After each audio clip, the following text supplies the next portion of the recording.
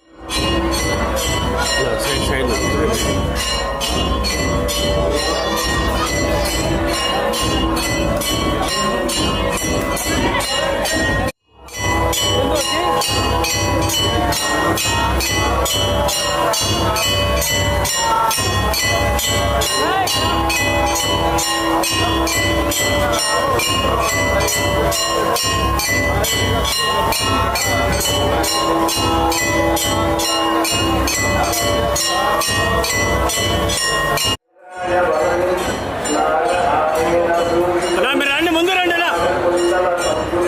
ముందు రండి అన్నా మీరు ముందుకు రండి అన్నా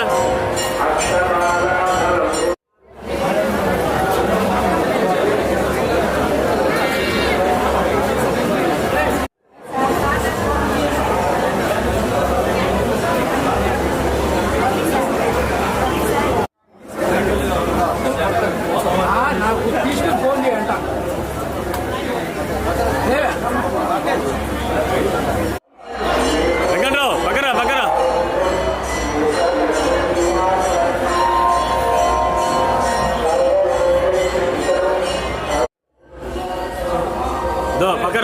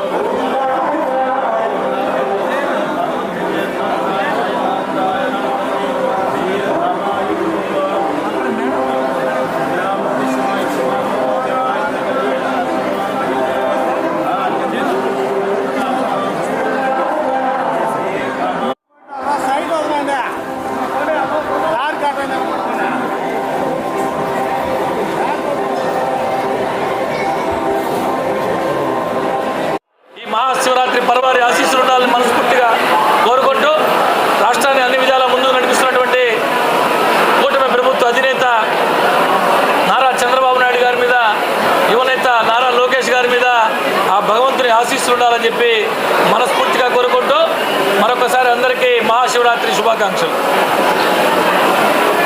అందరికీ నమస్కారం.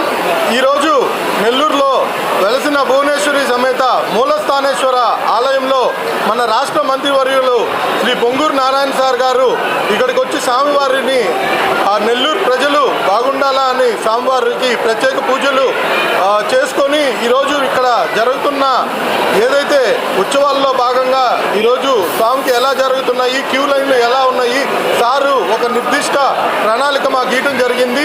దానికి తగ్గట్టుగా మేము ఈరోజు దాదాపుగా ఇక్కడ 30,000 మంది భక్తులను ఎక్స్పెక్ట్ చేసాము. ఆ భక్తులకి ఎటువంటి ఇబ్బంది లేకుండా చూసుకుంటూ దాదాపుగా 3 క్యూ లైన్లు ఏర్పాటు చేయడం జరిగింది. ఒకటి ఫ్రీ, ఒకటి 30 రూపీస్, ఒకటి 100 అని. దాదాపుగా భక్తులకి ఏది సౌకర్యం అయితే దాంట్లో భక్తులు త్వరగా దాదాపుగా స్వామికి 30,000 మంది కాబట్టి ఎంత వీలు అయినంత త్వరగా వాళ్ళకి అంత త్వరగా స్వామివారి దర్శనం అందించేలాగా మేము ఇక్కడ నిర్దిష్ట ప్రణాళికతో ముందరికి పోతున్నాం.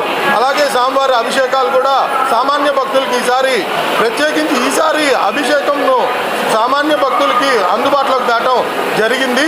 ఈరోజు రాత్రి ఎవరైతే భక్తులు రాదలుచుకున్నారో వాళ్ళందరికీ ఈరోజు స్వామివారి అభిషేకం ఫ్రీ టికెట్, అది ఎవరికి టికెట్ కొనాల్సిన అవసరం లేదు. స్వామివారి అభిషేకం జరుగుతూ ఉంటుంది. వచ్చి క్యూ లైన్లో వచ్చి స్వామివారి ప్రత్యేకంగా దర్శించుకొని స్వామివారి ఆశీస్సులు పొందాల్సిందిగా కోరుచున్నాం. శివరాత్రి సందర్భంగా రాష్ట్ర ప్రజలందరికీ నా యొక్క శుభాకాంక్షలు. ఈరోజు శ్రీ భువనేశ్వరి మాత మూల స్థానేశ్వర స్వామి యొక్క టెంపుల్ని నేను మా యొక్క కుటుంబ సభ్యులందరూ కలిసి దర్శించుకోవడం జరిగింది.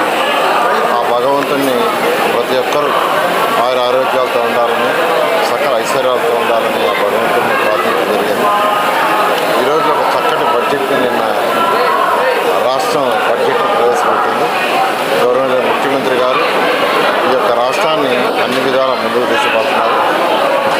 ఎవరైతే యువత ఉన్నారో ప్రతి యువతకి, ప్రతి కుటుంబంలో ఒకరు బిజినెస్ ఎంటర్ప్రెన్యూర్స్ కావాలని, ప్రతి ఒక్కరికి ఉద్యోగ అవకాశాలు కల్పించే విధంగా అనేక ఇండస్ట్రీస్ని రాష్ట్రానికి తీసుకురావడం జరిగింది.